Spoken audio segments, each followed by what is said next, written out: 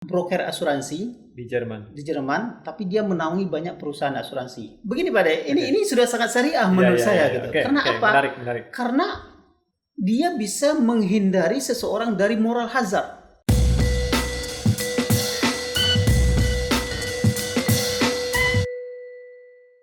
Kembali lagi di Bincang Ekonomi Syariah Terkini, dan kita akan melanjutkan pembahasan mengenai asuransi syariah. Kembali lagi Pak Des, kita Baik, Pak Ade. Membicarakan tentang asuransi syariah.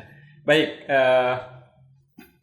pentingnya ya asuransi syariah untuk kita nih, untuk masyarakat secara keseluruhan tuh apa sih sebetulnya? Pentingnya asuransi itu adalah ketika harta benda kita terlindungi. Baik.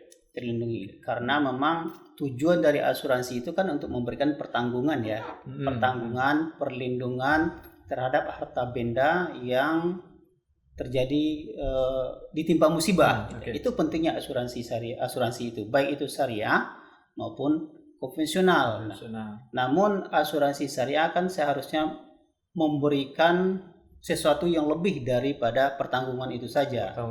Dia harus memberikan efek ibadah, gitu kan. Harus memberikan ketenangan, kesejahteraan bagi semua stakeholder. Namun begini, di masyarakat ini kan terutama masyarakat awam ya, berkembang pendapat atau semacam mungkin cara pandang, sebetulnya ini cara pandang yang salah barangkali gitu ya. Kalau kita membeli produk asuransi gitu, kita berasuransi, ini seolah-olah mendahului takdir atau apa gitu ya, dalam istilah syariahnya apa gitu nanti. Ya. Mohon dijelaskan apa gimana nih pendapat antum sebagai peneliti. Kita berasuransi itu memang untuk memberikan pertanggungan ya, untuk mencari pertanggungan terhadap harta benda kita. Nah, sayangnya gitu, perusahaan asuransi atau marketing asuransi ini itu menjual produk asuransi itu sangat dikaitkan dengan musibah gitu loh. Artinya kita akan mendapat keuntungan pada saat kita mendapatkan musibah. Kalau seandainya kita tidak mendapatkan musibah, yang diasuransikan ini kan tidak hanya harta benda, ya, tapi juga termasuk jiwa ya. Jiwa. Nah, tadi yang terkait tadi dilanjutkan.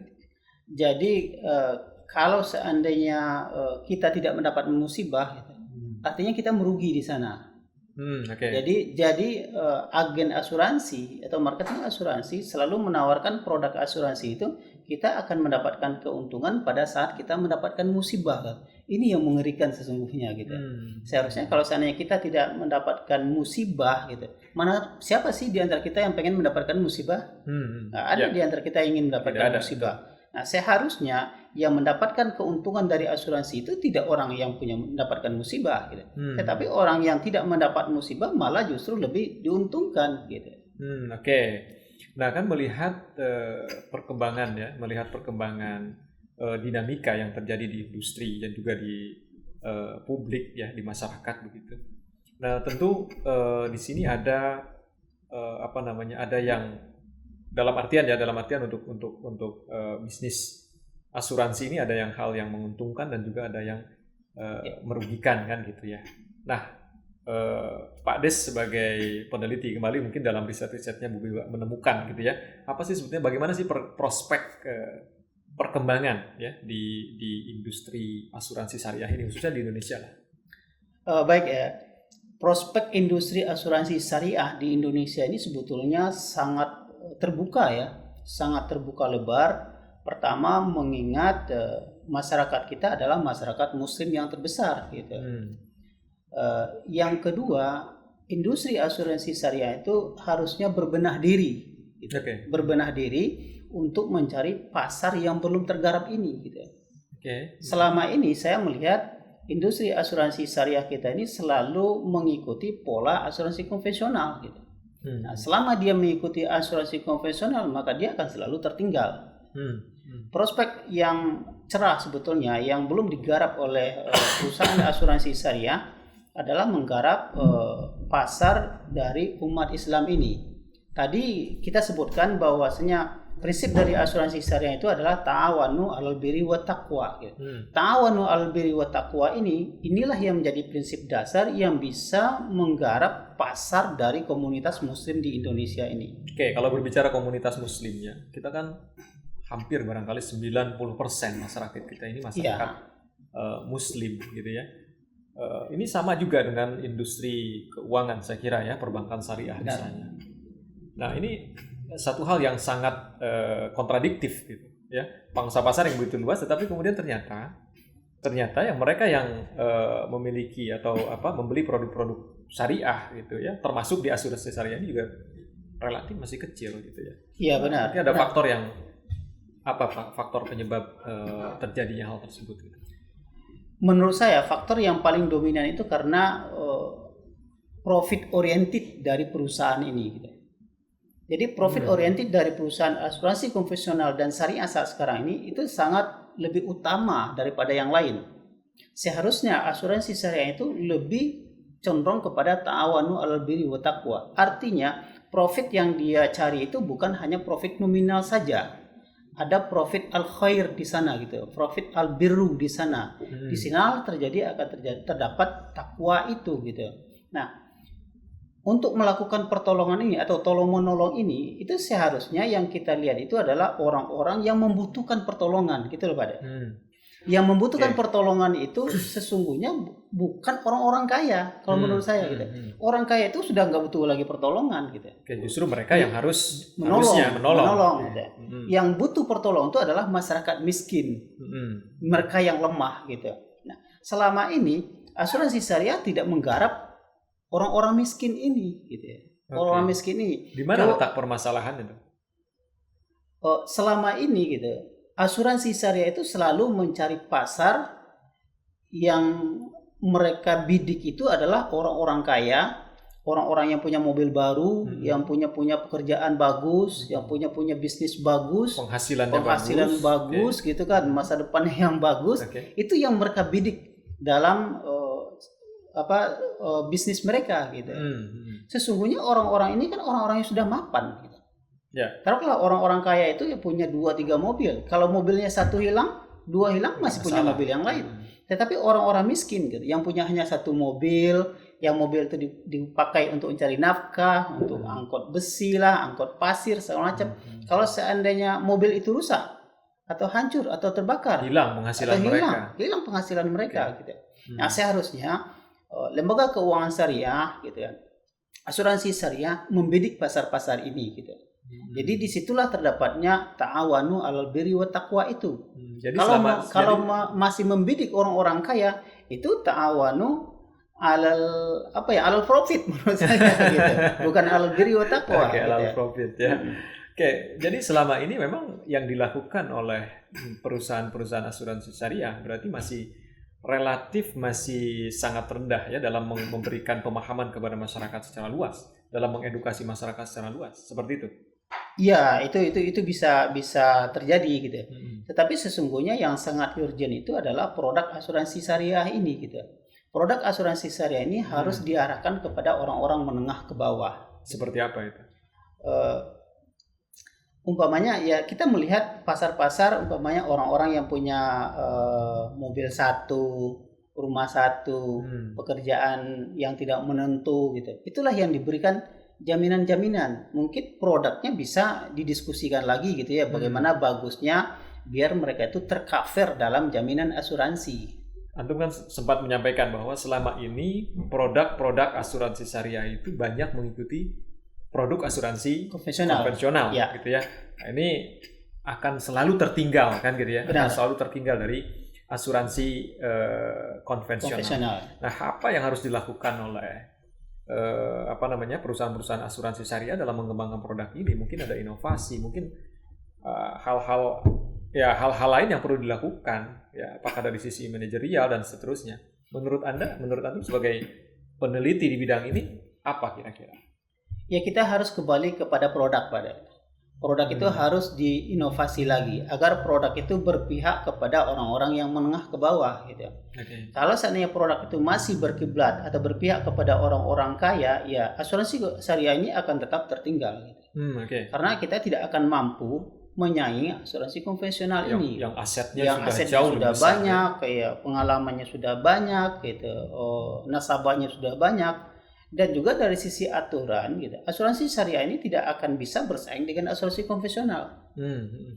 Kalau menurut saya, asuransi konvensional ini seperti kereta api yang berjalan di relnya, gitu. Dia berjalan kencang tanpa ada hambatan. Sementara asuransi syariah ini seperti mobil yang berjalan di jalan raya. Dia harus melewati Dia lampu harus merah. melewati lampu merah, harus berhati-hati, ada motor, Ada orang nyebrang. ada orang nyebrang, ada Binatang polisi, nyebrang ada lagi. segala macam Oke. gitu. Iya, iya. Jadi asuransi syariah ini ada syariah compliant gitu kan ya, yang harus dia lintasi gitu. Iya, Yang itu dia- rambu-rambu yang harus itu yang rambu-rambu gitu. yang harus selalu diperhatikan. Selalu ya. perhatikan. Sementara asuransi konvensional rambu-rambu syariah compliant tidak ada gitu. Makanya saya ibaratkan seperti kereta api yang berjalan di relnya gitu. Oke, maka tidak akan pernah terkejar gitu ya. Tidak akan kondisi. pernah terkejar sama Oke. sekali gitu. Tapi- Kereta api yang berjalan di rel itu, kalau seandainya dia menabrak sesuatu, yang ditabrak itu yang salah. Oh, oke. Kalau mobil dia menabrak sesuatu, dia yang salah. Yang pengendaranya yang salah. Mobil nabrak motor, mobil Oke. yang salah. Mhm. Mobil nabrak orang, Oke. mobil yang salah. Iya, iya. Ya, apalagi mobil nabrak mobil kan, itu kan ya Iya. sesama mobil yang salah kan gitu.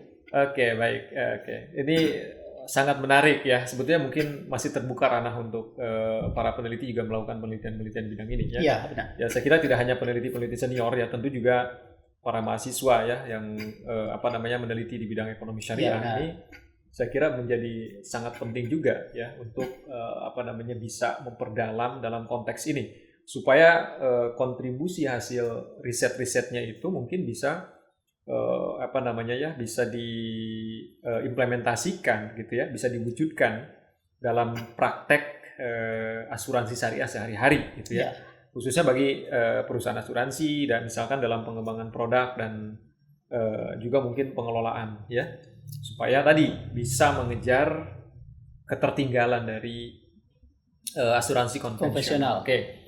Kemudian selama ini Mas Hasan, perusahaan asuransi syariah ini lebih banyak menyasar kepada konsumen-konsumen yang dalam tanda petik emotional customer kan gitu ya. Iya. Mereka yang tadi giroh atau semangat bersyariahnya tinggi gitu ya. Nah, sementara banyak di antara kita, di antara masyarakat awam ini sebagai konsumen yang rasional.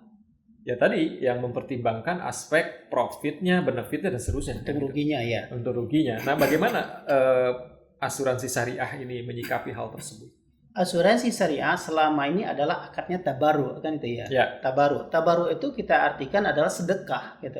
Sedekah, derma. Dermanya untuk siapa? Derma untuk orang yang mendapatkan musibah.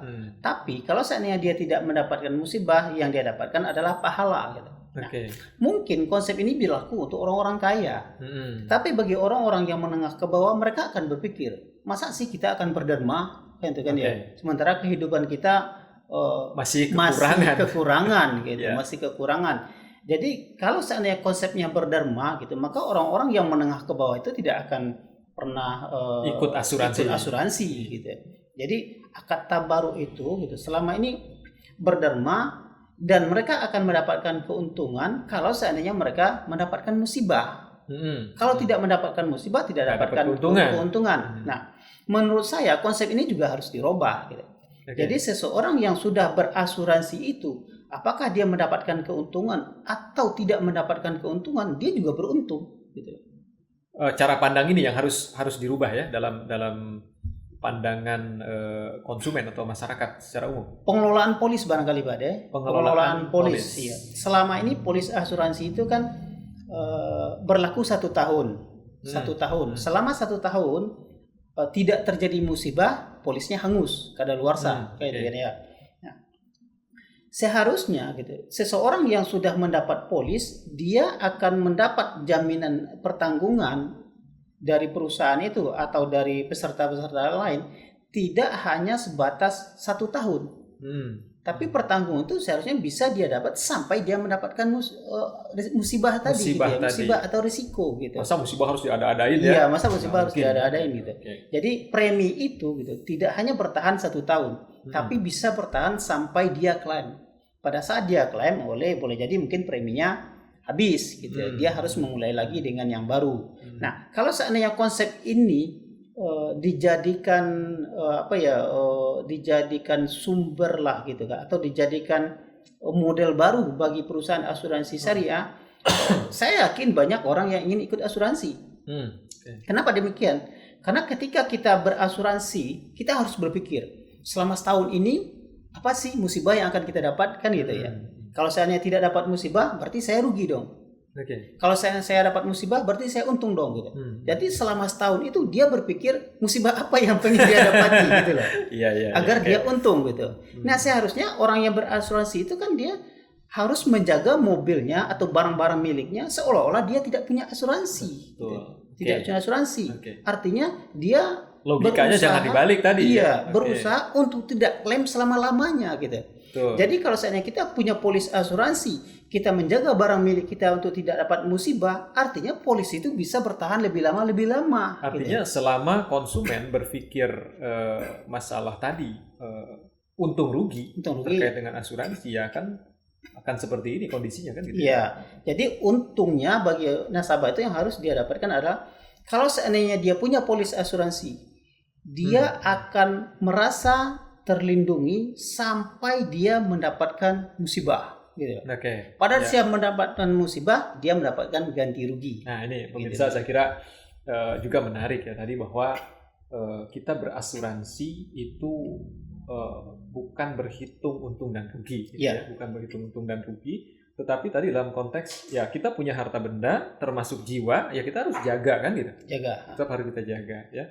Nah, dalam konteks ini asuransi itu memberikan perlindungan dan rasa aman sebetulnya ya terhadap si pemegang polis dalam ini tertanggung dalam hari ini gitu ya. Jadi memang saya kira ini cara berpikir atau cara pandang yang harus dirubah ya dalam masyarakat gitu. Iya, benar. Oke, Pak Des, ini semakin menarik ya. Di Indonesia nih terutama ya, sekarang banyak sekali sekarang asuransi syariah yang masuk ke Indonesia, perusahaan-perusahaan asuransi yang masuk ke Indonesia. Benar. Termasuk juga memang perusahaan-perusahaan asuransi kelas atas konvensional, mereka membuka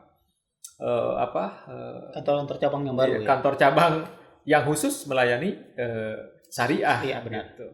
Nah, ini barangkali banyak tantangan sebetulnya yang dihadapi. Selain tadi ya masalah bagaimana tadi dari SDM, kemudian bagaimana mengedukasi konsumen ya. Mungkin tantangan-tantangan apa lagi yang dihadapi oleh ya perusahaan-perusahaan asuransi, khususnya asuransi syariah di Indonesia ini? Pertama, tantangan kita adalah asuransi konvensional. Kita tidak mungkin bersaing kepada dia dengan asuransi konvensional. Kemudian tantangan kita yang akan datang itu adalah bagaimana kita mengolah polis ini, gitu, merubah sistem polis ini agar polis itu tidak kadaluarsa sampai seseorang mendapatkan musibah. Gitu. Agar apa? Agar si nasabah itu tidak berpikir dalam setahun dia untuk mencari-cari musibah. Gitu. Artinya tidak terikat tadi 1 tahun kontraknya tidak terikat seperti itu. Tidak. Dulu memang ada dalam asuransi konvensional itu no claim bonus gitu, no claim bonus. Jadi kalau seandainya kita tidak klaim dalam 1 tahun itu kita dapat bonus. Tapi bonusnya apa? Bonusnya adalah pada saat perpanjangan premi kita bayarnya 80% atau 70%. Tapi kan tentu ini juga kan bisa beresiko bagi perusahaan asuransi dong. Ya nggak? Resikonya adalah begini sebetulnya, bukan resiko Pak De. Bagi nasabah, jika dia ingin mendapatkan bonus itu, dia harus memperpanjang polisnya. Kalau seandainya dia tidak memperpanjang polisnya, dia tidak dapatkan diskon tersebut gitu. Seharusnya polis itu berlaku sampai dia mendapatkan musibah gitu, mendapatkan musibah. Jadi tidak dibatasi oleh waktu tadi itu. Oke, baik. Iya, menarik nih. Menarik kalau kita bahas lebih mendalam ya. Tapi saya kembali lagi tadi bahwa ada tantangan lain selain tadi ya, bagaimana kita mengolah polis ke depan. Juga ada tantangan dari sumber daya manusia itu sendiri. Ya, banyak perusahaan asuransi konvensional kemudian membuka cabang syariah gitu ya, atau membuka divisi syariah sama dengan perbankan saya kira. Ini kan banyak sekali yang SDM-nya itu hanya switching dari konvensional ke Ya, syariah. benar. Nah kan kemudian dia masih memiliki cara pandang konvensional. Nah ini bagaimana menghadapi tantangan ini? Tadi sempat kita bicarakan sedikit ya, bahwasanya orang-orang pemain-pemain, pelaku-pelaku asuransi syariah ini banyak dari orang-orang konvensional, sehingga mereka tidak memahami polis syariah itu secara baik gitu. Nah, polis syariah ini bisa berlaku dengan baik dan produk-produknya bisa dijalankan dengan baik sesuai standar syariah apabila SDM-nya ini memahami gitu ya. SDM inilah yang akan mengolah produk tersebut. SDM inilah yang akan menyupiri produk tersebut gitu. Jadi kalau seandainya produknya bagus, SDM-nya tidak bagus, ya tetap saja tidak jalan dengan baik. Seperti umpamanya mobil baru yang dikemudikan oleh orang yang tidak punya etika gitu ya. Tentu mobil itu akan rusak gitu. Jadi produknya bagus, SDM-nya juga bagus. Nah gitu. Nah, menurut saya SDM yang bagus itu harus memadukan dua unsur intelligence secara bagus, kemudian pemahaman syariah juga secara bagus gitu. Nah, mungkin ini bisa kita dapati dari lulusan perguruan tinggi Islam gitu. Itu yang pertama. Yang kedua, yang memang tadi ya memahami secara mendasar, secara dari mendasar aspek syariah maupun aspek pengelolaan bisnisnya ya.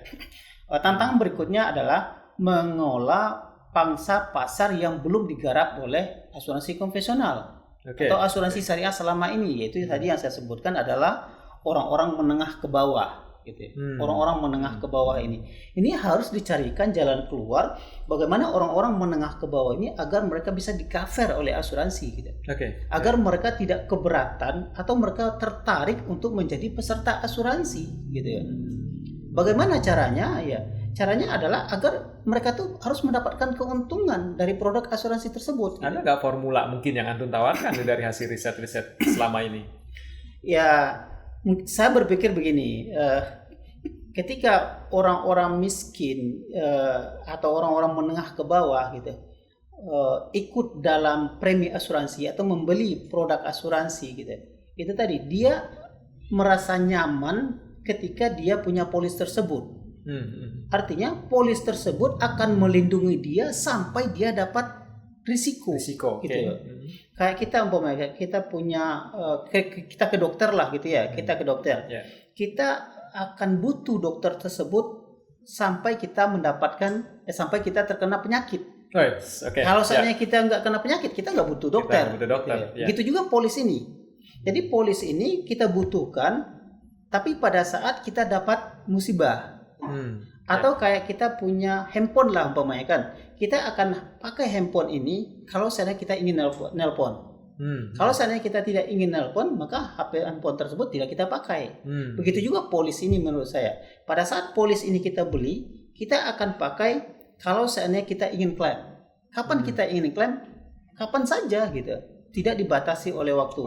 Itu adalah tantangan produk asuransi syariah yang harus dipikirkan baik-baik gitu. Baik, saya tadi kembali lagi saat ke aspek bisnisnya ya, terutama tadi kan ketika dia tidak punya ikatan waktu, ya kata-kata tidak ada ikatan waktu sampai dengan kemudian dia mendapatkan musibah kan gitu ya. Tentu ini ada risiko bisnis yang dihadapi oleh perusahaan-perusahaan asuransi. Nah, kira-kira bagaimana mengelola risikonya dari sudut pandang perusahaan? Resiko bisnis itu selama ini terjadi karena orang berpikir selalu ingin mendapatkan ganti rugi di akhir tahun atau ingin klaim di akhir tahun polis, di masa polis ya. Kalau seandainya dia berpikir atau sudah berupaya untuk tidak klaim selama setahun gitu, artinya premi dia tidak terpakai. Premi dia bisa dimanfaatkan oleh perusahaan asuransi untuk investasi terus gitu. Kembangkan terus. Selama nasabah gitu tidak berpikir untuk klaim, perusahaan asuransi akan bisa memanfaatkan dana investasi tersebut atau dana premi tersebut untuk dikembangkan terus gitu. Begini Pak De, saya pernah pergi ke Berlin ya, ada di sana nama suatu perusahaan Jerman ya, Jerman Timur. Friendsurance. Itu nama apa? Asuransi? Nama broker asuransi di Jerman, tapi dia menaungi banyak perusahaan asuransi. Jadi sistem yang dia pakai itu adalah begini. polis itu premi itu gitu, dia tidak serahkan seluruhnya kepada perusahaan asuransi. Dia bagi dua. 60% dia serahkan kepada perusahaan asuransi, 60% lagi dia tahan. Gitu.